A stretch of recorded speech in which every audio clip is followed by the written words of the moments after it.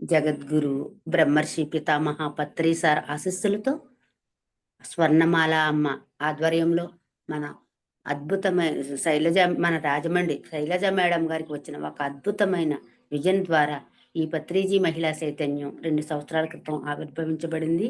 మరి ఆ ఆవిర్భవించిన దగ్గర నుంచి కూడా మరి ప్రతిరోజు కూడా ప్రాతకాల ధ్యానము 3 గంటల నుంచి 6 గంటల ధ్యానము, 1 గంట సజ్జన సాంగత్యము జరుగుతుంది. అలాగే మధ్యాహ్నం 1 గంట ధ్యానము, 1 గంట సజ్జన సాంగత్యము జరుగుతుందండి. మరి పత్రిజీ మహిళా చైతన్యము టీం ద్వారా మన శైలజ మేడం గారు ప్రతి ఊరూరా వెళ్ళి ఎవరైతే ప్రేమపూర్వకంగా ఆహ్వానిస్తున్నారో ఆ ఊరికి వెళ్ళి అక్కడ 3 రోజులు వర్క్షాప్ చేయడం జరుగుతుందండి. మరి ఈ 3 రోజుల వర్క్షాప్లో మరి మన జగద్గురు బ్రహ్మర్షి పితామహ పత్రి సార్ అందించిన 18 ఆదర్శ సూత్రాలు, మరి 13 వ్యక్తిగత సూచనలు, నవవిధ ధర్మాలు, ధ్యాన నవరత్నాలు, వాక్క్షేత్రము మరి అద్భుతంగా వివరించడం జరుగుతుందండి. మేడం గారు ప్రతిరోజు కూడా 3 రోజులు కూడా ఆయన యొక్క సందేశాలను, ఆయన యొక్క 18 ఆదర్శ సూత్రాల్లో ఉన్న సత్యాన్ని వెలికి తీసి క్లుప్తంగా వివరించడం జరుగుతుందండి. మరి 3 రోజులు కూడా 30 గంటల ధ్యానం జరుగుతుంది. సజ్జన సాంగత్యము, గురు సాంగత్యము, ప్రాక్టికల్స్ జరుగుతున్నాయండి. మరి ఈ 3 రోజులు కూడా అక్కడ 3 రోజులు ఉండి ధ్యానం చేసేవారు. అందులో పాల్గొన్న 1 గంట పాల్గొన్న మాస్టర్స్ కూడా ఎంతో మార్పు రావడం చూస్తున్నామండి మేము.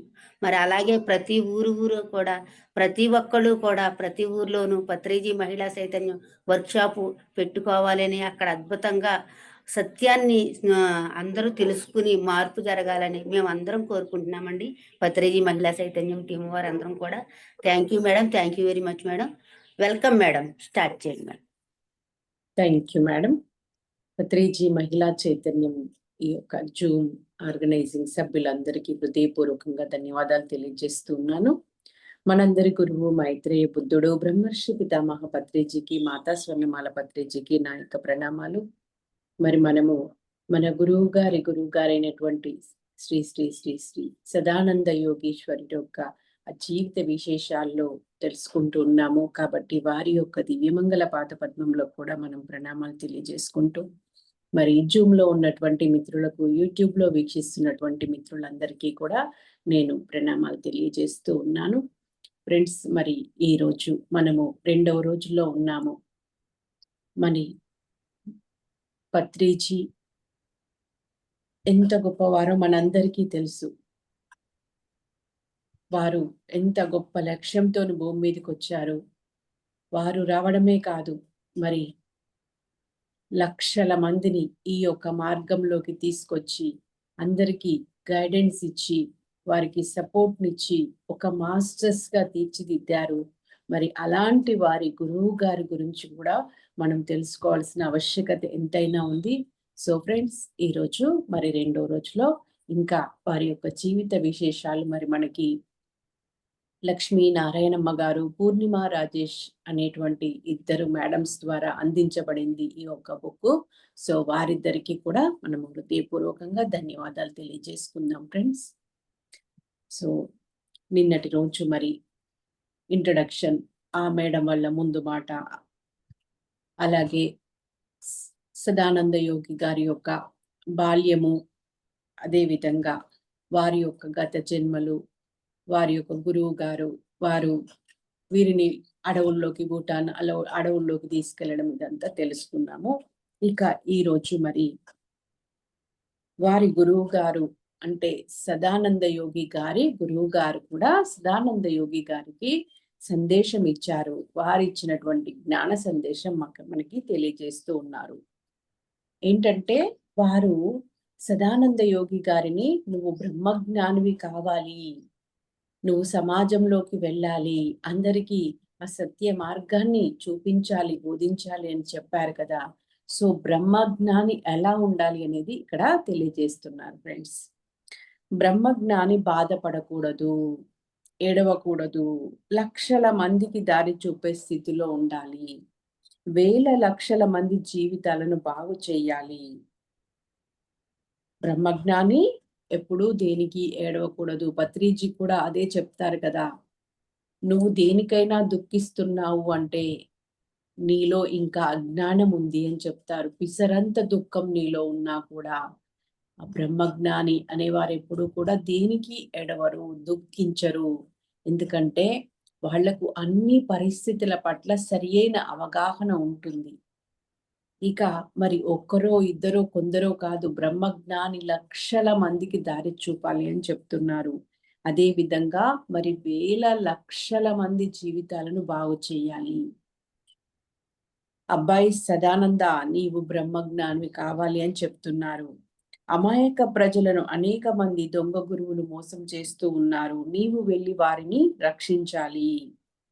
మరి ఇప్పుడు లేరనుకోండి, కానీ కొంతకాలం క్రితము చాలా మంది గురువులు, స్వామీజీలు మరి అమాయక ప్రజలను ప్రలోభాలు పెట్టి ఆశలు కల్పించి వారి నుండి డబ్బు, ధనము ఇలా ఏదో రకంగా ఆశిస్తూ మరి ఆ యొక్క వారి జీవితాలను సరియైన మార్గంలో కాకుండా సరికాని మార్గంలో, విధానాల్లో తీసుకెళ్లిన వాళ్ళు కూడా ఉన్నారు. మరి వాళ్ళందరికీ నువ్వు దారి చూపించాలి, సత్యం తెలియజేయాలి అని చెప్పి చెప్తున్నారనమాట. ఇక చూడండి, ఇక్కడ ఒక గొప్ప విశేషము. స్వామీజీ అనుకుంటున్నాం కదా, మనము సదానంద యోగి గారిని స్వామీజీ అని సంబోధిస్తున్నాము. స్వామీజీ చెప్తున్నారు, మా గురువు గారిని గురువు గారు అని పిలిచేవారిని నేను. వారి పేరే నాకు తెలియదు, నేను తెలుసుకోలేదు. అంటే వారు ఏది కూడా గురువును అడిగేవారు కాదు. వారు ఏది చెప్తారో అది వినడము, చెప్పింది చేయడం మటుకే చేసేవారన్నమాట. అంటే అంత గురు భక్తితో ఉండేవారు. ఇక 1817 ఏప్రిల్ 6 మధ్యాహ్నం 12 గంటలకు స్వామీజీ వాళ్ళ గురువు గారు ఆ యొక్క దేహాన్ని త్యజించారంట, మహాసమాధి అయినారంట.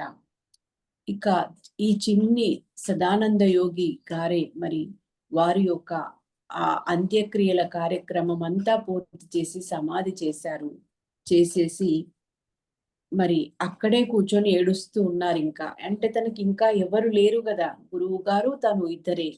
సో ఉన్న ఒక్క గురువు గారు 12 సంవత్సరాల దాకా ఏమీ మాట్లాడలేదు. ఎప్పుడూ తపస్సు, ధ్యానము, ఎప్పుడో ఒకసారి లేచి ఏదో కాస్త తినడము. సదానంద యోగి గారిని మాత్రం ఎంతో ప్రేమగా చూసుకునేవారు అని చెప్తుంటున్నారు. సో ఆ 12 సంవత్సరాల తర్వాత ధ్యానంలోకి వెళ్ళి, తపస్సులోకి వెళ్ళి బయట వచ్చేసి, ఇక నా పని అయిపోయింది, నేను వచ్చిన పని నేను వెళ్ళిపోతున్నా సదానంద అని చెప్పారంట. ఈ సదానంద అనే పేరు మరి వారి గురువు గారే పెట్టడం జరిగింది, మనం నిన్న తెలుసుకున్నాము. సో ఇక అలాంటి గురువు తనను విడిచి వెళ్ళిపోయేసరికి చాలా బాధ, దుఃఖం వచ్చేసింది. స్వామీజీ ఏడుస్తూ కూర్చున్నారనమాట. ఇక ఇంకా గురువు గారి దగ్గరికి వెళ్ళి ఏం నేర్చుకున్నాను అనేది చెప్తున్నారు మనకి. ముఖ్యంగా ఇక్కడ ప్రతి క్షణము గురువును చూసుకుంటూ ఉండేవారంట. ఆయనకి గురువు తప్ప ఇంకా వేరే ప్రపంచం లేదనమాట. గురువు గారు చెప్పిందే వేదము. అయితే ఇంకా గురువు గారి దగ్గర నుండి మాట్లాడడం నేర్చుకున్నారంట. ఏం మాట్లాడాలి, ఎలా మాట్లాడాలి, ఎంత మాట్లాడాలి, ఎప్పుడు, ఎక్కడ, ఎలా, ఇదంతా కూడా నేను మా గురువు గారి నుంచి నేర్చుకున్నాను అని చెప్తున్నారు. అదే విధంగా ఎలా జీవించాలి, మనం జన్మ తీసుకొని వచ్చాము భూమి మీది, కానీ అలా గడిపేస్తూ ఉన్నాము తప్ప ఎలా జీవించాలి, సరి అయిన జీవన విధానం ఏంటో తెలుసుకొని జీవించాలి. దానికోసమే ఈ ఆధ్యాత్మికత, అది నేను నేర్చుకున్నాను అని చెప్తున్నారు స్వామీజీ. అయితే స్వామీజీకి వాళ్ళ గురువు గారు ఎప్పుడు ఎలాంటి కండిషన్స్ పెట్టలేదంట. చాలా ఫ్రీడమ్ ఇచ్చారంట, మన పత్రిజీ లాగానే వారి గురువు గారి కూడా. ఇక గురువు శిష్యుల బంధం గురించి ఇక్కడ చెప్తున్నారు. భూమి మీద మనం జన్మ తీసుకొని వచ్చే ముందే ఒప్పందం చేసుకొని వస్తామంట. ఆ గురువు శిష్యులు ఇద్దరు కూడా పైలోకాల్లో ఉన్నప్పుడే, అందుకే అదే అలా చేసుకొని వచ్చాను కాబట్టి ఎక్కడో సౌదీ అరేబియాలో ఉన్న నన్ను 5 సంవత్సరాల పిల్లవానిగా ఉన్నప్పుడు నా గురువు గారు నన్ను కలిశారు. నా లక్ష్య సాధన కోసము, నన్ను తయారు చేయడానికి కోసము, నా జన్మ ప్రణాళికను నేను నెరవేర్చడాని కోసము మరి నన్ను గురువు తన దగ్గరికి తీసుకెళ్లారు, నాకు జ్ఞానాన్ని పంచారు, నన్ను పెంచారు అని చెప్పి చెప్తున్నారనమాట. మరి ఇంకా చెప్తున్నారు, మీ పత్రిసారు మిమ్మల్ని ఎలా ధ్యానంలోకి రప్పించారో నన్ను కూడా అదే విధంగా నా గురువు గారు ఆ సమయం వచ్చినప్పుడు తన దగ్గరికి తీసుకెళ్ళి నాకు అన్ని బోధించారు, నేర్పించారు అని చెప్తున్నారు. ఇక గురువు గారు, స్వామీజీ వాళ్ళ గురువు గారి యొక్క సమాధి దగ్గర కూర్చొని ఏడుస్తా ఉన్నారు కదా. అప్పుడు కొద్ది రోజుల తర్వాత వారికి సూక్ష్మ శరీరంతో కొన్ని మాటలు వినిపించాయంట. ఏమని అంటే, నీవు హిమాలయాలకు వెళ్ళి సాధన చెయ్యి అని చెప్పి. అయితే స్వామీజీకేమో అక్కడి నుండి వెళ్ళాలని లేదు. అలాగే కూర్చుని ఏడుస్తా ఉంటే మళ్ళీ మళ్ళీ ఇక నువ్వు వెళ్ళాల్సిందే అని చెప్పి ఆర్డర్ వేశారంట వాళ్ళ యొక్క గురువు గారు స్వామీజీని. వాళ్ళకి గురువు మాట అంటే వేదం కదా. సో ఇంకా అక్కడి నుండి బయలుదేరి హిమాలయాల్లోకి వెళ్ళిపోయారనమాట. హిమాలయాల్లో మరి రమణ మహర్షి, పరమహంస యోగానంద, లాహిరి మహాశైలు, కాశిరెడ్డి నాయన, మహావతార్ శ్రీ మహావతార్ బాబాజీ వీళ్ళందరినీ అక్కడ కలుసుకున్నారంట స్వామీజీ. హిమాలయాల్లో మరి తను ఏం చేశారంటే అక్కడ వెళ్ళగానే అక్కడ ఉన్నటువంటి ఆ యొక్క యోగీశ్వర్లు, సిద్ధ పురుషుల యొక్క గైడెన్స్ వారికి లభించింది. వారు ఏం చేశారు, ఒక గుహను చూపించి, నాయనా నువ్వు ఇక్కడ కూర్చో, ధ్యానం చేసుకో, ధ్యాన సాధన చేసుకో అని చెప్పారంట. వారు ఇక ఒక గుహను చూసుకొని కఠోరమైనటువంటి సాధన చేశారు.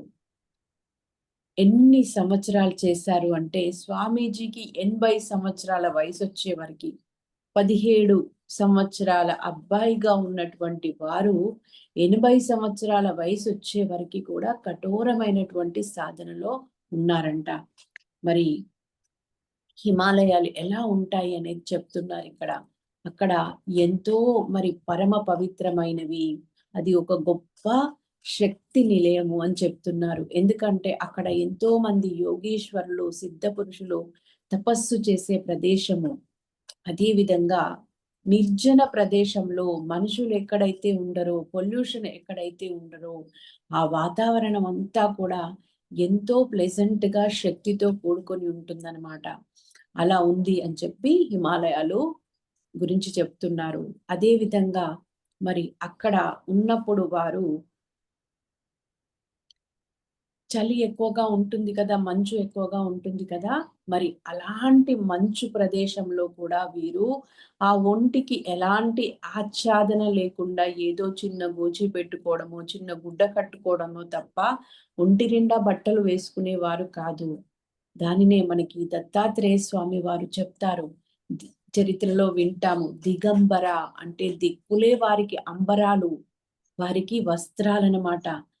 మరి మనమేమో చలి ప్రదేశంలో ఉంటే total top to bottom cover చేసుకుంటాము. సాక్సులు, షూజు, క్యాపులు పెట్టుకుంటాము. ఇన్ని చేస్తాము కదా మన రక్షణ కోసము, ఆ చలి నుండి రక్షించుకోవడానికి కోసము. మరి వాళ్ళెలా ఆ చలిని తట్టుకొని ఉండగలుగుతున్నారు అంటే అది ధ్యాన శక్తి మహిమ, అది యోగ శక్తి మహిమ. అయితే వాళ్ళు కొన్ని సాధనలు, ప్రక్రియలు చేస్తారు ఆ చలి నుండి తట్టుకోవడాని కోసము. వేడిని పెంచేటువంటి ప్రాణాయామాలు కానీ కొన్ని ప్రక్రియలు వాళ్ళు సాధన చేస్తారు. ఆ విధంగా వారి యొక్క శక్తి, ఆ స్వయం శక్తి ద్వారానే వారి పరిస్థితులకు అనుగుణంగా వారు జీవిస్తారనమాట.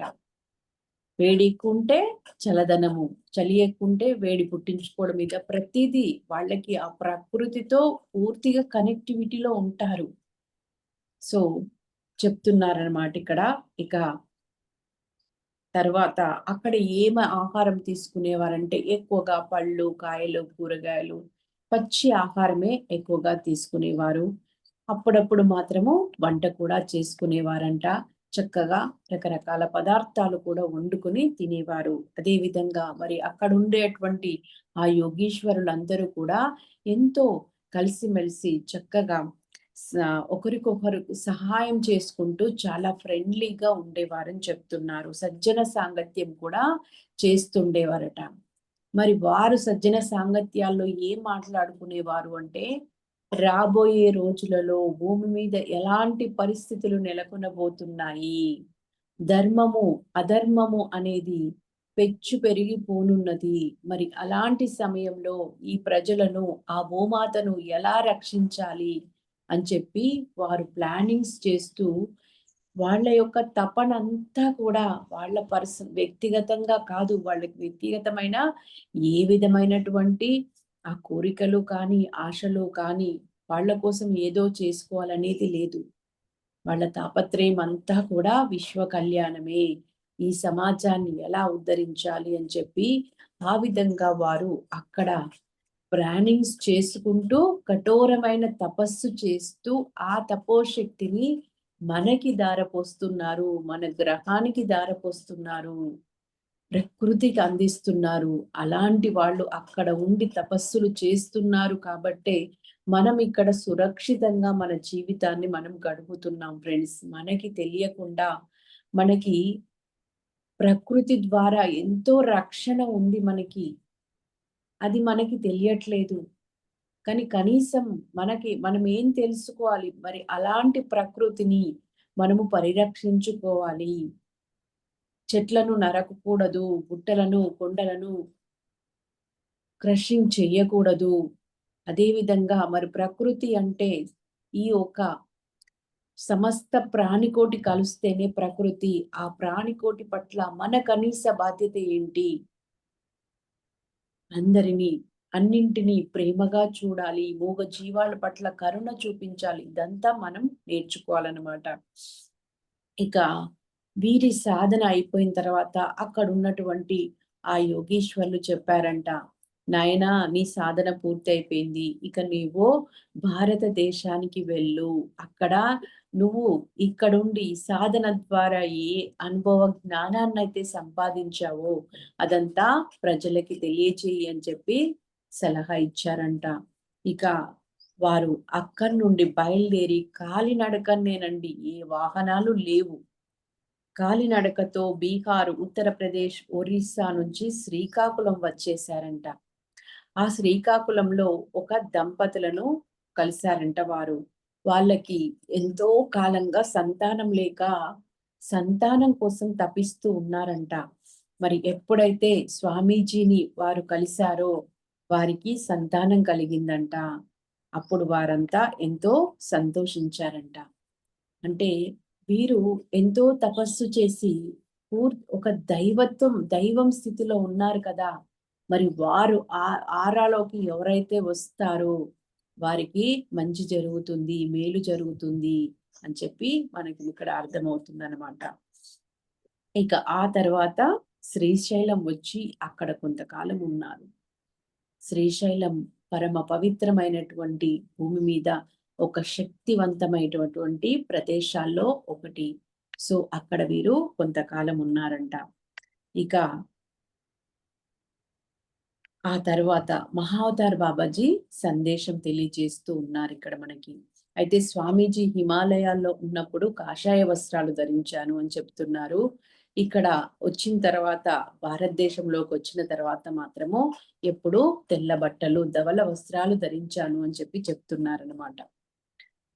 ఇక మహావతార్ బాబాజీ గారి సందేశం ఏంటి అంటే, స్వామీజీ మీరు భారతదేశానికి వెళ్ళండి. ఈ భూమి మీద చాలా మంది ధ్యానం చేస్తూ ఉన్నారు, కానీ రకరకాల ధ్యాన పద్ధతుల్లో ఉన్నారు. శ్వాస మీద ధ్యాస అనేది సరి అయిన ధ్యాన పద్ధతి. మీరు దానిని అక్కడ అందరికీ అందించండి, నేర్పించండి అని చెప్పి మహావతార్ బాబాజీ సందేశం ఇచ్చారంట వీరికి. సో భారతదేశం అంతా తిరిగి శ్వాస మీద ధ్యాస ధ్యాన ప్రచారం చెయ్యి అని చెప్పారంట. చూడండి, ఇలా గురువులు కూడా మరి వారు ఏ విధంగా ఒకరికొకరు సందేశాలు ఇచ్చుకుంటూ సహకారంతో ప్రజాక్షేమాన్ని చూస్తున్నారో అర్థం చేసుకోవచ్చు. ఇక భారతదేశం వచ్చారు. భారతదేశంలో మరి శ్రీశైలం ప్రాంతంలో కొంతకాలం ఉండి కర్నూలు జిల్లాకి చివరగా వచ్చేసారనమాట. రేగడ గూడూరు అనేటువంటి ఆ ప్రదేశం ద్వారా కర్నూలు వచ్చేసారు. కర్నూలు వచ్చిన తర్వాత ఇక స్వామీజీ అందరికీ ధ్యానం నేర్పించాలి, జ్ఞానం అందించాలి అనుకుంటున్నారు కదా. సో స్వామీజీ ప్రజల దగ్గరికి వెళ్ళి ధ్యానం నేర్పిస్తాను అని చెప్పి వెళ్తే అందరూ స్వామీజీలకు, స్వాములు ఎవరైనా వస్తే గౌరవం ఇస్తారు. వాళ్ళందరూ కూడా ఇంటికి ఆహ్వానిస్తున్నారంట. ఆహ్వానించి ఏం చేస్తున్నారంటే వారి యొక్క కోరికల కోసము స్వామీజీని అడుగుతున్నారు. నా కొడుకు ఉద్యోగం రావాలి, నా బిడ్డకి పెళ్లి కావాలి, నాకు ఈ అనారోగ్యం తగ్గాలి, ఈ విధంగా. అయితే స్వామీజీ అనుకున్నారట, పోనీలే ఈ విధమైన ప్రాపంచిక కోరికలు కొంచెం తీరుస్తేనన్నా వీరు ఈ ధ్యానంలోకి వస్తారు, ఈ జ్ఞానం నేర్చుకుంటారు అని చెప్పి మొదట్లో చాలా మందికి వారి యొక్క కోరికలను తీర్చారంట. కానీ కోరికలను తీర్చినా కూడా ఎవరైతే కోరికలు తీరాయో కోరికలకు అంతం ఉంటుందా అండి? అది ఎప్పుడూ కూడా ఒకటి పోతే ఇంకొకటి రెడీగా ఉంటుంది కదా. సో కోరికలు తీరినోళ్ళందరూ కొత్త కోరికలతో రావడము, ఇక కొత్త వాళ్ళేమో కోరికలతో రావడము, ఈ విధంగా జరుగుతుందంట. సో స్వామీజీకి అర్థమైపోయింది, ఆశ్చర్యం వేసిందంట. మనుషులు ఇలా ఉంటారా? ఎందుకంటే వారు ఈ యొక్క మానవుల ఆ స్థితిగతులు తెలియవు కదా. వారంతా చిన్నతనం నుండి హిమాలయాల్లో పెరిగారు కదా. ఓయమ్మో! ఇలా ఉంటారా ఈ మనుషులు అని ఆశ్చర్యం వేసిందంట. సో ఇక అనుకున్నారంట, ఈ కోరికలు తీర్చినా వీళ్ళకి ఫలితం లేదు. ఎందుకంటే అక్కడనే ఉంటున్నారు. కానీ అయ్యో! స్వామీజీ ఇంత గొప్ప బ్రహ్మజ్ఞాని కదా, ఆత్మజ్ఞాని కదా, మనకి మంచి చేయాలని చూస్తున్నారే, ఒక మంచి మార్గాన్ని చూపించాలనుకుంటున్నారే అనేసి ఎవరి లోపల కూడా ఆ యొక్క ఉత్సాహము కానీ, ఇంట్రెస్ట్ కానీ కనిపించట్లేదంట. స్వామీజీ అలా కోరికలు తీర్చి తీర్చి అలసిపోయాను అని చెప్తున్నారు. ఇంకా ఏం చేసేవారట అంటే, ఓ 2 అగరబత్తులు వెలిగించి స్వామీజీకి ధూపము, అలాగే హారతిని ఇవ్వడం చేస్తున్నారంట. జనాలు చేసేది అదే కదండి. ఎవరైనా కోరికలు తీర్చిండ్రంటే వాళ్ళని భగవంతుడు అనడము, మొక్కడము, పూజలు చేయడము, అడుక్కోవడము, ఇదే వాళ్ళకి తెలిసిన పని కదా. సో అదే విధంగా చేశారంట. ఇక స్వామీజీ విసుగొచ్చేసిందనమాట. ఇంకేం చేసేవారంటే స్వామీజీకి కానుకలు ఇచ్చేవారు. అప్పుడు ఎలా అంటే అనా, అర్ధనా ఇలా ఉండేవి కదా పైసలు. సో అవి ఇస్తుంటే స్వామీజీ తీసుకునేవారు కాదంట. కానీ మొహమాటానికి అప్పుడప్పుడు ఎవరైనా ఫోర్స్ చేస్తే తీసుకునేవారు. వాటిని ఇంట్లో తీసుకెళ్లి పెట్టేవారు. వాటిని అప్పుడప్పుడు చుట్టలు కొనుక్కోవడానికి మాత్రము ఆ డబ్బును వినియోగించేవాడిని అని చెప్తున్నారు. ఇక రేగడగూడూరులో 90 సంవత్సరాల వయసున్న లింగయ్య అనేటువంటి శిష్యుడు కలిశారనమాట స్వామీజీకి. ఇంకా కర్నూలు జిల్లాలో రామిరెడ్డి అవధూతను, వెంకటరెడ్డి, సుబ్బారెడ్డి మొదలైన వారిని కలిశాను అని చెప్తున్నారు. పత్రి ఇంకా చెప్తున్నారు స్వామీజీ, పత్రి నా ప్రియ శిష్యుడు. అతడు ఇప్పుడు ఏ ఏ ప్రదేశాల్లో తిరుగుతున్నాడో గతంలో ఆ ప్రదేశాలన్నీ నేను తిరిగినవే. చూడండి, స్వామీజీకి ముందే తెలుసు కదా తను దగ్గరికి పత్రిజీ వస్తారని, భూమి మీద ఒక గొప్ప యుగ మార్పు జరుగుతుందని, మరి వారి లక్ష్యం ఏంటో కూడా స్వామీజీకి తెలుసు కాబట్టి పత్రిజీ ఎక్కడెక్కడైతే తిరుగుతున్నారో ఆ ప్రదేశాలన్నీ స్వామీజీ ముందే తిరిగి అక్కడ ఆ యొక్క ఈ ధ్యాన జ్ఞానానికి సంబంధించినటువంటి ఆ ఎనర్జీస్ ని, ఆ వైబ్రేషన్ ని అక్కడ వారు క్రియేట్ చేసి వచ్చారనమాట. చూడండి, గురువు గారేమో అక్కడ ప్రదేశాలన్నీ కూడా అనుకూలంగా చేశారు. ఆ యొక్క మానవులు దీనిని అందుకోవడానికి తగినటువంటి ఆ స్థితులు, పరిస్థితులు కల్పించారు అని చెప్తున్నారు. ఇక ఎక్కడ ఉండేవారు అంటే స్వామీజీ కర్నూలు పాత బస్ స్టాండ్ సమీపంలో శ్రీ రాఘవేంద్ర శాకాహార లాడ్జిలో ఉండేవారు. 1975 కన్నా 2-3 సంవత్సరాల ముందు నుంచే లాడ్జిలో ఉండేవారు స్వామీజీ. అయితే 1975 కంటే ముందు కంప్లీట్ గా అక్కడే ఉండేవారు కాదు. అక్కడ ఉండకుండా అప్పుడప్పుడు వేరే ప్రాంతాలకు వెళ్తూ మరి జ్ఞాన ప్రచారాలు చేస్తూ వచ్చేవారనమాట. ఇక అక్కడ స్వామీజీ గది ఎలా ఉండేది అంటే చిన్న గది, చీకటిగా ఉండేది. నులక మంచం మీద ఎప్పుడు అక్కడే పడుకొని ఉండేవాడిని. శిష్యుని కోసం ఎదురు చూస్తూ, చూడండి ఇక్కడ గురువు గారు శిష్యుని రాక కోసం ఎదురు చూస్తూ ఉండాల్సినటువంటి రోజులు, పరిస్థితులు అవి. ఎక్కువగా మరి శ్వాసాహారం తీసుకుంటూ అప్పుడప్పుడు చుట్ట కాల్చేవాడిని, చాయ్ తాగేవాడిని అని చెప్తున్నారు. ఫ్రెండ్స్, మనం ఇక్కడ ఒకటి గుర్తుపెట్టుకోవాలి. ఈ యోగీశ్వరుల యొక్క ఆహారపు అలవాట్లు కానీ, జీవన విధానం కానీ సామాన్య మానవుల లాంటిది కాదు. ఇక్కడ వారికొక ఇది హ్యాబిట్ కాదు, అలవాటు కాదు. ఈ ఒక చుట్ట కాల్చడం అనేది, చాయ్ తాగడం అనేది ఇవన్నీ వాళ్ళకి అలవాట్లు కాదు. వారి యొక్క ఆహారం కానీ, వారు చేసే చర్యల వెనకాల కానీ ఎన్నో కారణాలు ఉంటాయి. ఎన్నో సృష్టి రహస్యాలు ఉంటాయి. అవి మనకి అర్థం కాదు. అందుకని దీనిని మనము అలవాటుగా చూడకూడదు. అంటే అది అవన్నీ యోగి అంటేనే, యోగీశ్వరులు అంటేనే అన్ని రకాల కామ, క్రోధ, లోభ, మోహ, మదమాశ్చర్యాలన్నింటినీ జయించిన వారు, ఇంద్రియాలను జయించిన వారు. వారి మనసు వారి ఆధీనంలో ఉంటుంది. అలాంటి వారే యోగీశ్వరులు. మరి వారు యోగీశ్వరులే కాదు, గొప్ప జ్ఞాని. అలాంటి వారు మరి ఇవి ఎందుకు చేస్తున్నారో మనకి తెలియదు. సో ఇంకా చెప్తున్నారనమాట. శ్వాసాహారము అంటే ఎప్పుడు ఎక్కువగా ధ్యానంలో ఉండి ఆ యొక్క విశ్వమయ ప్రాణశక్తిని ఆహారంగా తీసుకునేవాడిని అని చెప్పి. అయితే స్వామీజీని అక్కడ ఎవరూ పట్టించుకోలేదు, గుర్తించలేదు. వారిని ఒక జ్ఞానిగా, యోగీశ్వరునిగా, ఏదో ముసలివాడు, పిచ్చోడ్లే అనుకునేవారంట. మరి జ్ఞానులు సామాన్య మానవులకి అర్థం కారు. ఒక యోగి యోగికి మాత్రమే అర్థమవుతారు. జ్ఞాని జ్ఞానికి మాత్రమే అర్థమవుతారు. ఒక గొప్ప గురువును ఇంకొక గొప్ప గురువు మాత్రమే అర్థం చేసుకోగలుగుతారు. ఇది మనందరికీ తెలుసు. సో అందరూ మరి భౌతికపరమైన కోరికల కోసం వస్తున్న వారే స్వామీజీకి. కానీ నాకు జ్ఞానం, ఆత్మజ్ఞానం కావాలంటూ, ధ్యానం కావాలంటూ ఎవరు రాలేదు నా దగ్గరికి అని చెప్తున్నారు. అయితే లాడ్జ్‌లో ఉండగా ఒకరోజు అంటే 1981 జనవరి 1న ముగ్గురు మిత్రులు స్వామీజీ దగ్గరకొచ్చారు. ఎవరు అంటే వాళ్ళు మన గురువు గారు పత్రిజీ, మరి రామచెన్నారెడ్డి గారు, వెంకటరత్నం గారు. ఈ ముగ్గురు కూడా ఫ్రెండ్స్ అన్నమాట. ఒక గొప్ప కార్యం కోసము వీరు ముగ్గురు కూడా ఫ్రెండ్స్ గా జన్మలు తీసుకున్నారు. సో వాళ్ళు ఆ యొక్క లింగయ్య అనే వృద్ధుడి ద్వారా మరి సమాచారం తెలుసుకున్నారు.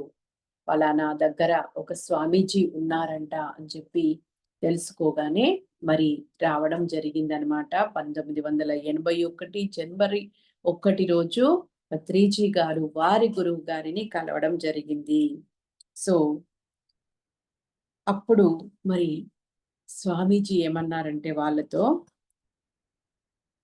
ఇక్కడ వాళ్ళను చూడగానే ముగ్గురిని, మీకేం కావాలి? ఇక్కడ ఆత్మజ్ఞానం తప్ప మరి ఏమీ దొరకదు అని గంభీరంగా అన్నారంట.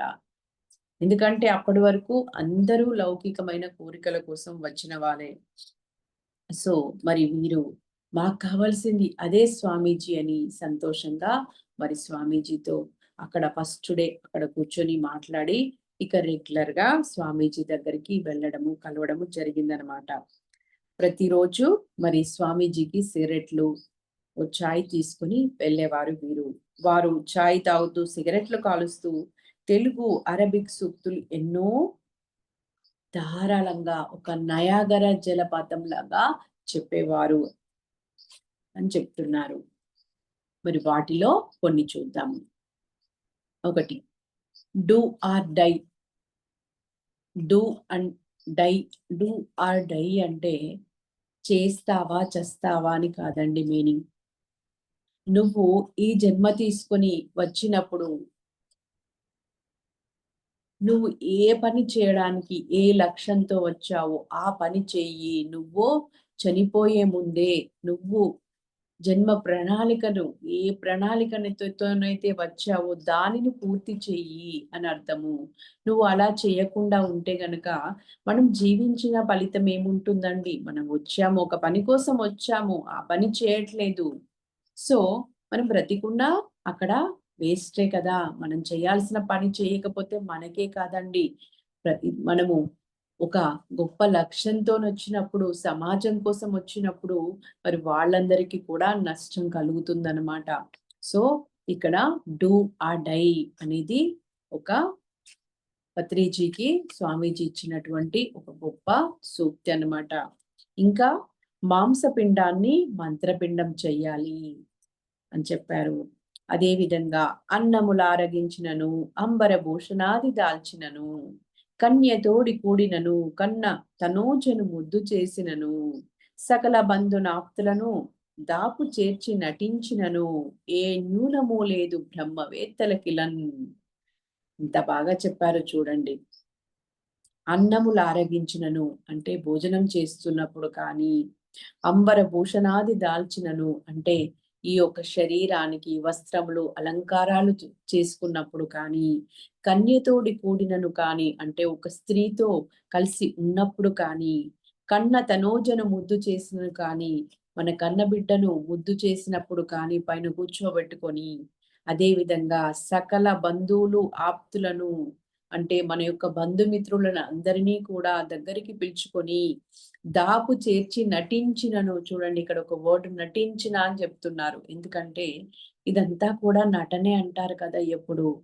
ఈ భూమి ఒక స్టేజ్, మనమందరము వీఆర్ ఆల్ యాక్టర్స్ అని చెప్తారు షేక్స్పియర్ గారు, విలియం షేక్స్పియర్ గారు. అక్కడ యోగీశ్వర్లు కూడా మరి ఈ జీవితాన్ని ఒక నటన లాగానే చూస్తారు. ఎందుకంటే ఇదే శాశ్వతమైంది కాదు కదా. సో, ఇలాంటి అన్నీ చేసినప్పటికీ కూడా అన్నీ ఏ న్యూనము లేదు బ్రహ్మవేత్తలకిలన్. అంటే ఎక్కడా తేడా లేదు.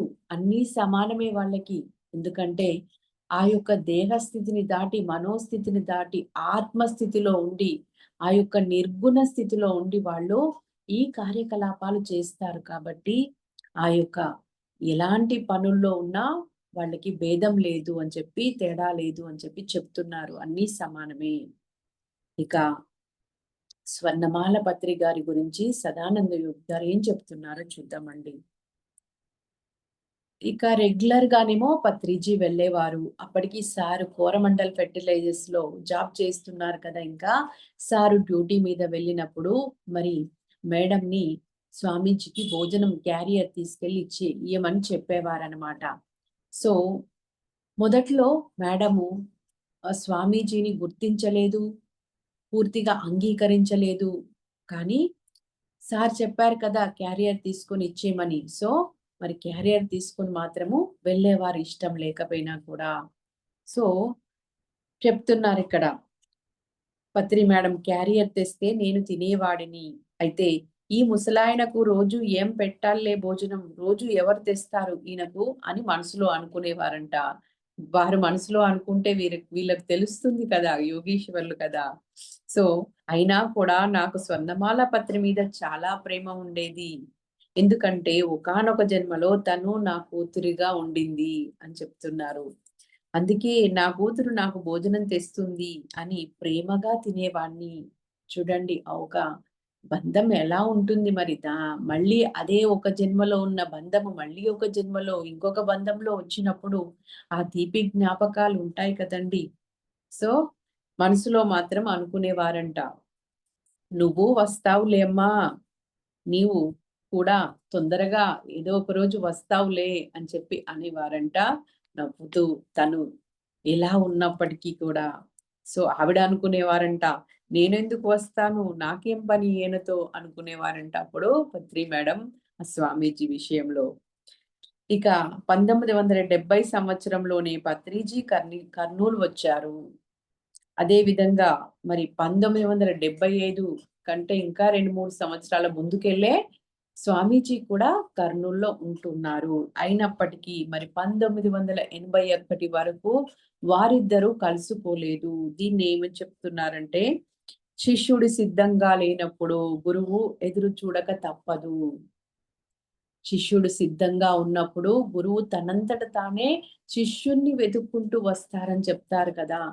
అందుకే మరి మనం రెడీగా ఉండాలి. ఉన్నప్పుడు ఆ గురువే మన దగ్గరికి వస్తాడు. మనం ఎక్కడికి వెళ్ళక్కర్లేదు. సో దేనికైనా సమయం రావాలి అని చెప్తున్నారు. అప్పటిదాకా ఎదురు చూడక తప్పదు. పక్కనే ఉన్నప్పటికీ గురువు శిష్యులు ఇద్దరు కూడా మరి వారు 6 సంవత్సరాల వరకు ఒకరినొకరు కలుసుకోలేకపోయారండి. ఇక పత్రిజీకి మరి స్వామీజీ ఏ రకమైన బోధనలు చేశారో చెప్తున్నారు ఇక్కడ.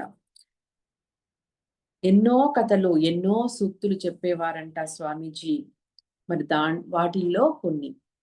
లేనిది కోరరాదు, ఉన్నది కాదనరాదు, వస్తుంటే వస్తుందని సంబరపడరాదు, పోతుంటే అయ్యో పోతుందని బాధపడరాదు, కోరి సాధించరాదు, కోరక వచ్చింది కాదనరాజు. మరి మన గురువు గారు ఎప్పుడూ చెప్తారు దీన్ని. మనకిది డైజెస్ట్ అయిపోయిందండి ఇంకా. ఇక ఒక సంఘటన చెప్తున్నారు స్వామీజీ జీవితంలోని ఒకానొక సంఘటన. ఒకరోజు కర్నూల్ ఆత్మకూరు అడవిలోకి కొందరు ధ్యానులతో పౌర్ణమి ధ్యానానికి వెళ్లారంట స్వామీజీ. వారి యొక్క శిష్యుల్ని కొందరిని తీసుకుని ఆ రోజు పౌర్ణమి సందర్భంగా అక్కడ ధ్యానానికి తీసుకుని వెళ్ళారంట. అయితే వీరు ఒక దగ్గర కూర్చున్నప్పుడు ఒక 2 పులులు వీళ్ళ దగ్గరకు వస్తున్నాయంట. అప్పుడు అందరూ, పులి అంటే క్రూర జంతువు కదా, ఇక పులులను చూడగానే అందరూ పారిపోయారంట. సో వాళ్ళంతా పారిపోయారు. కానీ స్వామీజీ మాత్రం అక్కడే ఉన్నారు. ఆ 2 పులులు వచ్చి వారితో మాట్లాడి వెళ్ళిపోయాయంట. ఆ 2 పులులు ఎవరు అంటే, పులుల రూపంలో వచ్చింది ఆ యోగులే. మహా అవతార్ బాబాజీ మరియు యోగానంద పరమహంస. చూడండి, యోగీశ్వర్లు వారు కొన్ని కొన్ని కార్యకలాపాల నిమిత్తము ఏ రూపాలలోనైనా రావచ్చు. అందుకని ప్రతి జీవి పట్ల కూడా మనం ఎలా ఉండాలి? ప్రేమతో ఉండాలి. వాటిని తక్కువగా చూడకూడదు. మనకి పత్రి సార్ కూడా చెప్తారన్నమాట. శ్రీశ అది షిరిడి ధ్యాన మహాయజ్ఞం సమయంలో ఒక్కొక్క రోజు వచ్చేదంట. అయితే ఎవరంటే అది సాక్షాత్తు సాయిబాబానే ఒక రూపంలో వచ్చేవారంట. అది పత్రిజీ చూశారంట, గుర్తించారంట. చూడండి, మరి మనమేమనుకుంటాము, కుక్క అనుకుంటాము. కాదు, అలా కాదు. ప్రతి ఒక్క జీవిలో కూడా మరి మనం పరమాత్మనే చూడాలి అని అందుకే అంటారన్నమాట. సో వాళ్ళతో అన్నారంట, మీరెందుకు పారిపోయారు? ఆ పులుల రూపంలో వచ్చింది ఎవరనుకుంటున్నారు? మహావతార్ బాబాజీ, అదేవిధంగా యోగానంద పరమహంస వచ్చారు. ఎందుకు వచ్చారు అంటే, వీరితో సజ్జన సాంగత్యం చేయడానికి వచ్చారు.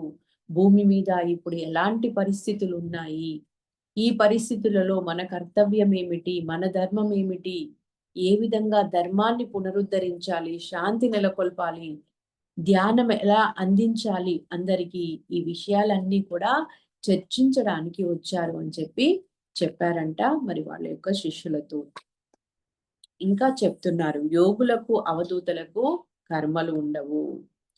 1981 జనవరి 1వ తారీఖు నుండి 1983 మే 22 వరకు శ్రీ సదానంద యోగి గారు తమ శిష్యుడు పత్రితో గడిపారు. దాదాపు 2.5 సంవత్సరాలు పత్రిజీ వారి యొక్క గురువు గారితో ఉంటూ ఎక్కువగా వారితోనే గడిపారు. వారికి ఎంతో మరి సర్వీస్ చేశారు, ఎంతో వారికి సపర్యలు చేశారు. ఆ సమయంలో పత్రిజీ చెప్పేవారు, వారి యొక్క కంపెనీ నుండి పిలుపు వచ్చిందంట, ప్రమోషన్ ఇస్తూ హైదరాబాద్ కి ట్రాన్స్ఫర్ అయ్యి రమ్మని చెప్పి. కానీ పత్రిజీ అప్పుడు, నాకు ఆ ట్రాన్స్ఫర్ వద్దు, నాకు ఆ ప్రమోషన్ కూడా వద్దు, నా గురువు ఇక్కడ ఉంటే నాకు అక్కడేం పని అని చెప్పి వారు ఆ ప్రమోషన్ ని కూడా కాదనుకొని అక్కడే స్వామీజీ దగ్గరే కర్నూలులోనే ఉండిపోయాను అని చెప్తూ ఉంటారన్నమాట. సో ఇక 2.5 సంవత్సరాల పాటు పత్రిజీ వారి గురువుతో గడిపారు. వారితో నుండి ఎంతో నేర్చుకున్నారు. అదే విధంగా ఒక గొప్ప శిష్యుడుగా వారికి ఎన్నో సపర్యలు చేసి వారి యొక్క ఆత్మకి ఎంతో తృప్తిని, ఆనందాన్ని అందించారు. ఇక ఒకానొక రోజు 1983 ఏప్రిల్ 16న శ్రీ సదానంద యోగి గారు పత్రిజీని పిలిచి, సుభాష్, ఇక్కడ నేను వచ్చిన పని అయిపోయిందోయ్, నాకు ఒక సమాధి స్థలాన్ని చూసి పెట్టవోయ్ అన్నారంట. మరి మామూలు వాళ్ళకైతే ఒక గురువు శరీరాన్ని వదిలేయబోతున్నారు అంటే ఆ విషయం తెలిస్తే ఎంతో బాధ, దుఃఖం కలుగుతుంది. కానీ పత్రిజీ అప్పటికే మరి గొప్ప జ్ఞాని, బ్రహ్మజ్ఞాని అయి ఉన్నారు కాబట్టి దానిని వెంటనే అంగీకరించారు. మరి వారి యొక్క సమాధి కోసము స్థలాన్ని చూశారు. అదే మరి నందవరంలో వారు స్థలాన్ని చూసి మరి అక్కడ వారు ఆ యొక్క రాఘవేంద్ర లాడ్జ్లో వారి తుది శ్వాసను విడిచిన తర్వాత మరి వారి మిత్రులైనటువంటి శ్రీ రామచిన్నారెడ్డి గారు, అదే విధంగా వారి యొక్క ఇంకొక సంగీత గురువు గారైనటువంటి డాక్టర్ పినాకపాణి గారు, వీళ్ళందరినీ తీసుకుని మరి అక్కడ వారి యొక్క ఆ మహాసమాధిని ఒక కార్యక్రమాన్నంతా పూర్తి చేశారు. ఎప్పుడో 1983 మే 22వ తారీఖున. ప్రతి సంవత్సరము పత్రిజీ శరీరంలో ఉన్నంత కాలము ప్రతి గురు పౌర్ణమికి అక్కడికి తప్పకుండా వెళ్ళేవారు. అక్కడ అందరితో ధ్యానం చేయించేవారు, ధ్యానం చేసేవారు పత్రిజీ గారు. ఒక్క లాస్ట్ ఇయర్ వారు మహాపరినిర్వాణ పొందే ఆ ఇయర్ తప్ప ప్రతి సంవత్సరం అక్కడికి వెళ్తూ ఉండేవారు. సో మరి ఈ యొక్క శ్రీ సదానంద యోగి గారికి నందవరంలో స్థలాన్ని దానం చేసిన వారు ఎవరయ్యా అంటే ఆయన పేరు శ్రీ చెన్నారెడ్డి గారు. వారిది కర్నూలు జిల్లా బనగానపల్లి. వీరెవరు అంటే క్రీస్తు కాలంలో శ్రీ సదానంద స్వామీజీకి వీరు బ్రదర్ అన్నమాట. వీరిద్దరు అన్నదమ్ములు. చెన్నారెడ్డి గారు, స్వామీజీ ఇద్దరు అన్నదమ్ములు. క్రీస్తు కాలంలో జీసస్ క్రైస్ట్ కూడా సదానంద యోగి గారు గురువు గారు అన్నమాట. సో చెప్తున్నారు ఇక్కడ, చెన్నారెడ్డి గారేమో అప్పుడు తమ్ముడంట ఒకానొక జన్మలో, స్వామీజీ ఏమో అన్నగారంట. మా తమ్ముడు చాలా మంచివాడు, చాలా ప్రేమగా ఉండేవాళ్ళం మేమిద్దరము. అన్నదమ్ముల అనుబంధంతోనే ఈ స్థలం ఇచ్చాడు. చాలా అన్యోన్యంగా ఒకరినొకరు అర్థం చేసుకునే వాళ్ళము అని చెప్తున్నారు. చూడండి, రుణానుబంధం లేనిదే శునకమైనా మన దగ్గరికి రాదంటారు. అంటే శునకము అంటే కుక్క. అదే విధంగా ఎక్కడియో ఎప్పటియో ఏదో కర్మ బంధాలు ఉంటే కానీ ఆ కారణాలు ఎన్నో ఉంటాయి ఒక కార్యం జరుగుతుంది అన్నప్పుడు. సో వారిద్దరికి ఒకానొక జన్మలో ఉన్నటువంటి అన్నదమ్ముల బంధం వల్ల ఈ ఒక జన్మలో వారికి మహాసమాధికి స్థలాన్ని ఇచ్చుకునే పుణ్యం వారికి దక్కింది. చూడండి ఆ చెన్నారెడ్డి గారికి. ఎందుకంటే అది ఒక గొప్ప శక్తి క్షేత్రం అన్నమాట. ఇక స్వామీజీ యొక్క గత జన్మలు కొన్ని మనకి తెలియజేస్తూ ఉన్నారు ఇక్కడ. అందరి మనుషుల్లాగానే ఎన్నో జన్మలు ఎత్తాను. పిల్లి, కుక్క, నక్క, మనిషి, చివరికి ఈ జన్మలో ఇక్కడ సదానంద యోగిగా వచ్చాను. మరి వారి యొక్క గత జన్మల్లో కొన్ని ముఖ్యమైన జన్మలు మనకి తెలియజేస్తూ ఉన్నారు. 1 రాజుగా, 2 గురువుగా, 3 యోగిగా, 4 అవధూతగా, 5 గొప్ప జ్ఞానిగా, సదానంద యోగిగా, యోగీశ్వరుడుగా జన్మ తీసుకున్నాను అని చెప్పి. ఇక వీరికి ఆధ్యాత్మిక బీజాలు ఎప్పుడు పడ్డాయి అంటే ఆ రాజుగా జన్మ తీసుకున్నప్పుడే. రాజుగారి యొక్క ఆ జన్మ గురించి ఇంకా వివరాలు. బర్మా దేశంలోని ఒక రాజ్యానికి రాజుగా ఒక జన్మ. రాజ్యమేమో కళింగ రాజ్యము. అప్పుడు స్వామీజీ పేరు లింగమయ్య. వారి యొక్క రాణి భార్య పేరు కాంచన కళింగమాత. కూతురు వల్లీదేవి యువరాణి. వారే స్వర్ణమాల పత్రిజీ. స్వామీజీ బర్మా దేశంలో రాజుగా జన్మ తీసుకున్నప్పుడు మన గురుమాత అయినటువంటి స్వర్ణమాల పత్రిజీ వారికి కూతురుగా జన్మించారు. అప్పుడు వారి పేరు వల్లీదేవి. సో వీరికి ఇంకా కుమారుడు కూడా ఉన్నాడు, లింగరాజు అని. టైం వచ్చేసి క్రీస్తు కాలము. వారు ఆ జన్మలో రాజుగా 95 సంవత్సరాలు జన్మించి 50 సంవత్సరాలు ఎంతో అద్భుతంగా రాజ్యపాలన చేశారనమాట. వీరు గొప్ప శివభక్తుడు. రాజుగా ఉన్నప్పుడు మహాశివుడికి ఒక గుడి కూడా కట్టించారు. అయితే సగం జీవితమేమో మామూలు అందరి రాజుల్లాగే గడిపారు. కానీ మిగతా సగం జీవితం మాత్రము ఆధ్యాత్మికంగా పరిపాలన చేశారంట.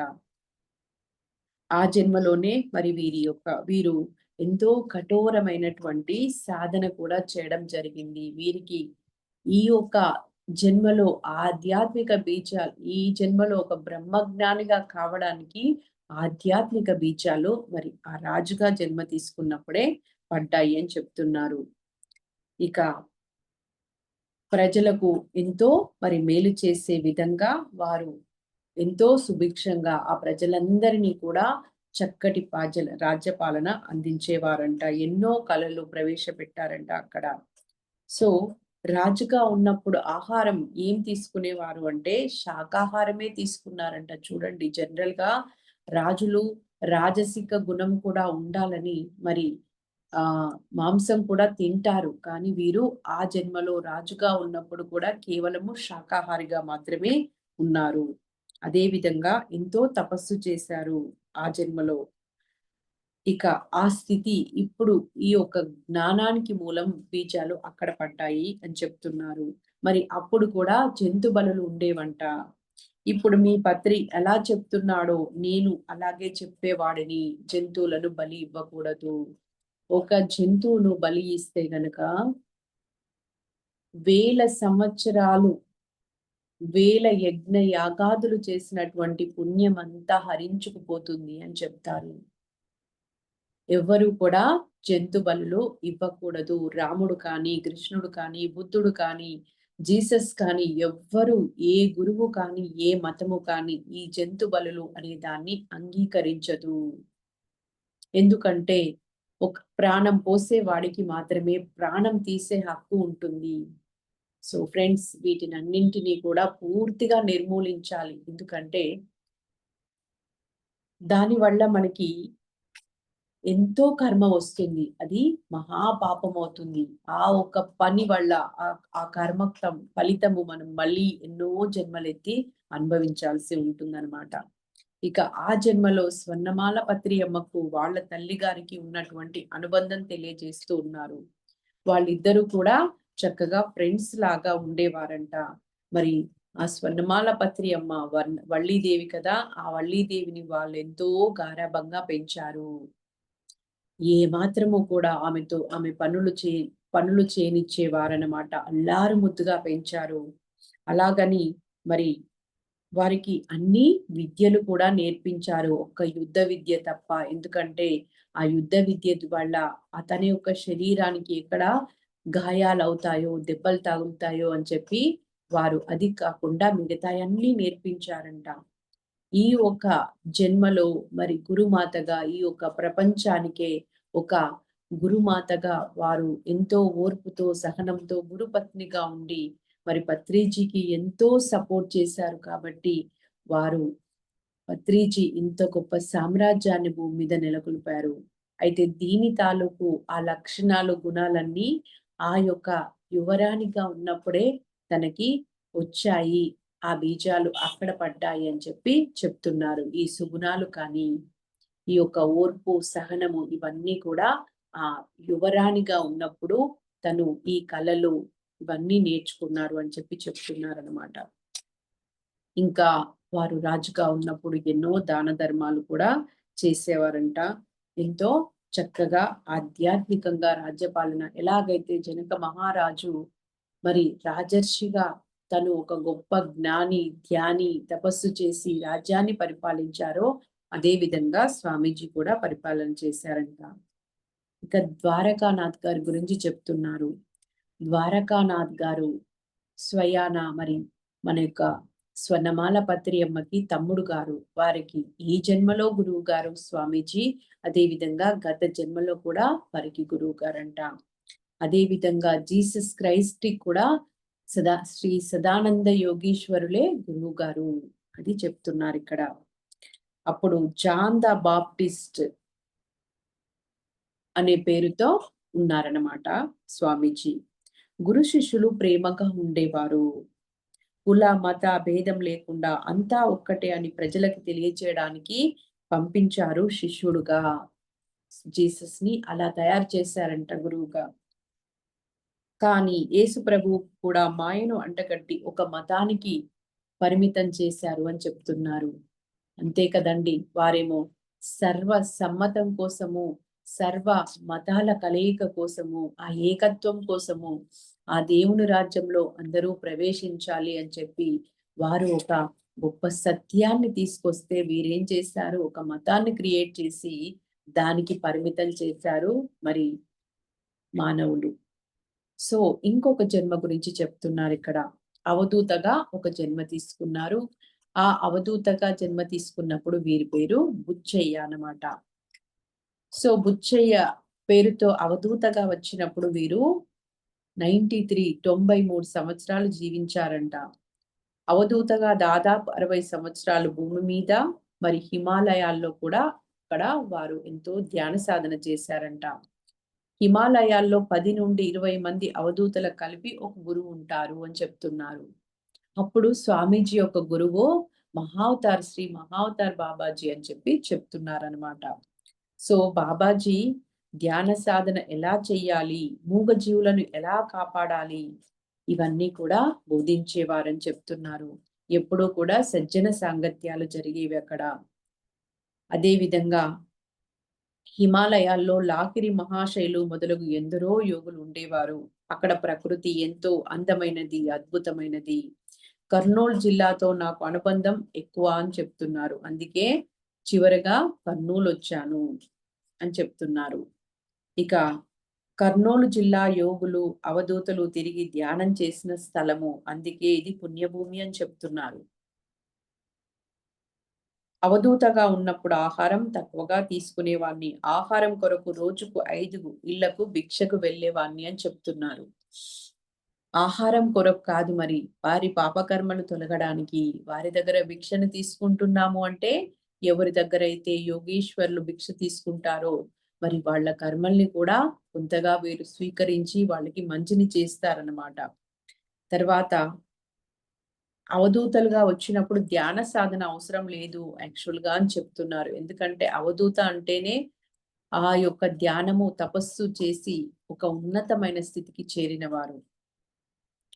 అవధూతుల ద్వారా మనుషులలో మార్పు వస్తుంది, వారి గుణగణాలు మారుతాయి అని చెప్తున్నారు. మమ్మల్ని చూసి కొంతమంది నేర్చుకుంటారు. అవధూతలు అనేవారు మరి ఒక లక్ష్యం కోసం వస్తారు. వాళ్ళ లక్ష్యం పూర్తి అయిపోయిన తర్వాత వారు భూమి మీద నుండి నిష్క్రమిస్తారు. అవధూతలు ఇంకా ఎక్కువగా మౌనంగా ఉంటారు. ఎప్పుడూ కూడా ప్రజలకు సందేశాలు ఇవ్వడం కాదు, వారి యొక్క ఉనికియే, వారి ప్రెజెన్సే, వారి వైబ్రేషనే, వారిలో ఉన్నటువంటి దివ్యత్వమే గొప్ప సందేశం అన్నమాట. మనము అరుణాచలంలో కూడా టోపీ అమ్మని చూసాము, నేను చూశానండి. అంటే వారిని చూడడం ద్వారానే మనకెంతో మంచి జరుగుతుందని భావిస్తారు. అంటే వాళ్ళంత డివైనేట్ దైవత్వంలో ఉంటారు. వారి యొక్క ఉనికి ద్వారానే ఆ వైబ్రేషన్సే మరి అక్కడ ఎంతో ఎనర్జీని క్రియేట్ చేస్తుందన్నమాట. ఇక ఎవరైనా ఏమన్నా పెడితే తింటారు, లేదంటే లేదు. ఎక్కువగా అవధూతలు అప్పుడు కూడా చిన్న గోచి పెట్టుకొని ఉండేవాన్ని, చుట్ట కాల్చేవాన్ని అని చెప్తున్నారు. వారి తల్లిదండ్రులు కూడా వీరిలోని దివ్యత్వాన్ని గుర్తించారంట. అప్పుడు అవధూతగా వచ్చినప్పుడు దాన్ని ఎంతో ప్రోత్సహించారు అని చెప్తున్నారు. అయితే అవధూతగా వచ్చినప్పుడు కానీ, ఇప్పుడు సదానంద యోగిగా గొప్ప జ్ఞానిగా వచ్చినప్పుడు కానీ వీరు ఎలాంటి ఆశ్రమాలు స్థాపించలేదు. చిన్న పూరిపాకలో ఉండేవారనమాట. అందులోనే కూర్చొని ధ్యానం చేసుకునేవారు. అందరూ వచ్చి వారిని దర్శనం చేసుకుంటూ వెళ్ళేవారు. ఇంకా అవధూతల గురించి చెప్తున్నారు. వాళ్ళు ఎక్కడైతే తిరుగుతారో ఆ ప్రాంతాల్లో శక్తి ప్రకంపనలు పెరిగి ప్రజల్లో ఆధ్యాత్మిక మార్పులు వస్తాయి. సో అవధూతలు ఎలా ఉంటారు, కొందరు వాళ్ళలో వాళ్ళే మాట్లాడుకుంటారు, గొనుక్కుంటారు, పిచ్చివాడిలాగా ఉంటారు. కారణం ఏంటి అంటే వాళ్ళు ఇక్కడే ఉండి వేరే వేరే లోకాల వారితో మాట్లాడుతూ ఉంటారట చూడండి. మనమేమో వాళ్ళ లోపల వాళ్ళే ఏదో మాట్లాడుకుంటున్నారు, పిచ్చి వాళ్ళు అనుకుంటాము. కానీ వాళ్ళు వేరే లోకాల వాళ్ళతో మాట్లాడుతూ ఉంటారంట. డైరెక్ట్‌గా, లైవ్‌గా కళ్ళు తెరిచి. అది అండి అవధూత అంటే. సో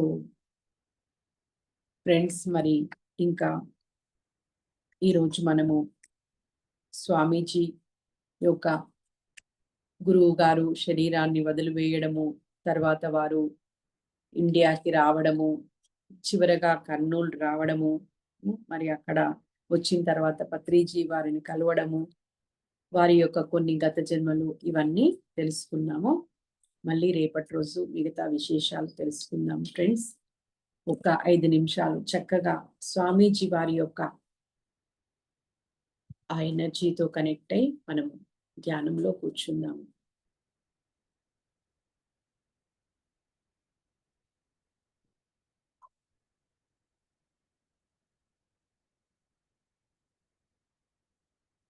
వారి బోధనలు, వారి సందేశాలు మనలో కూడా అణువణువు కణకణంలో జీర్ణం చేయబడి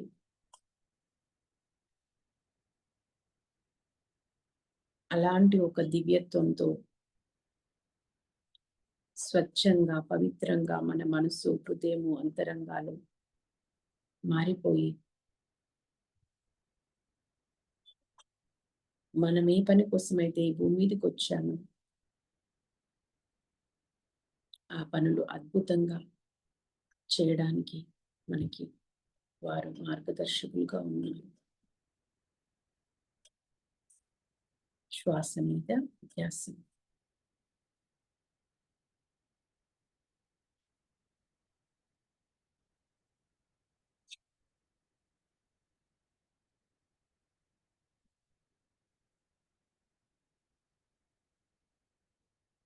హిమాలయంలో ఉన్నటువంటి యోగుల దర్శనం అందరికీ లభ్యం కాదు అని చెప్తున్నారు. ఆ యొక్క సిద్ధ పురుషులను దర్శించుకోవాలి అంటే మరి ఎంతో పుణ్యం చేసుకొని ఉండాలి. యోగులకు మాత్రమే వారి దర్శనం లభిస్తుంది అని చెప్తున్నారు.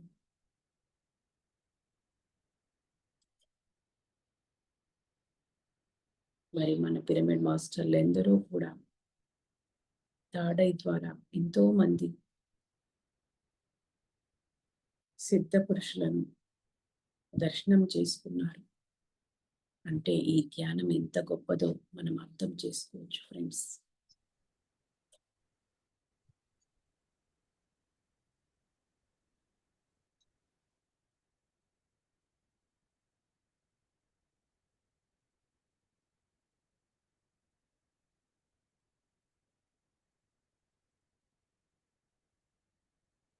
ఆలోచనలు వస్తే శ్వాసను గమనిద్దాము, లేదంటే మనలో ఏం జరుగుతుందో గమనిద్దాం.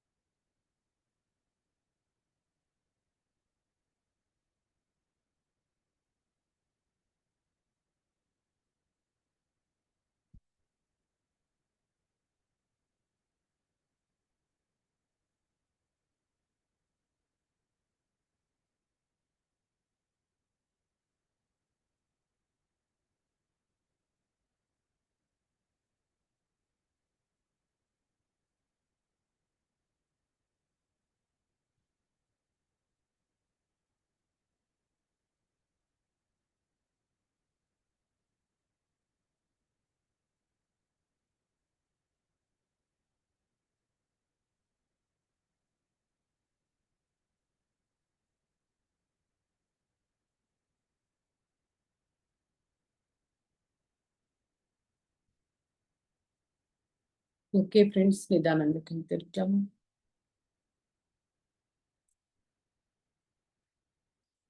ఇంత చక్కటి ఆ యోగీశ్వరుల యొక్క జీవిత విశేషాలు బుక్ రూపంలో మనకు అందించినటువంటి లక్ష్మి మేడం, పూర్ణిమ మేడంకి ధన్యవాదాలు. మన గురువు గారైన పత్రిజీకి అనంతకోటి ప్రణామాలు. శ్రీ శ్రీ శ్రీ శ్రీ సదానంద యోగీశ్వరుల యొక్క పాదాలకి ప్రణామాలు. మీ అందరికీ హృదయపూర్వక ధన్యవాదాలు. Thank you, thank you, thank you. జై హో పత్రిజీ, జై హో సదానంద యోగీశ్వరులు శ్రీ శ్రీ.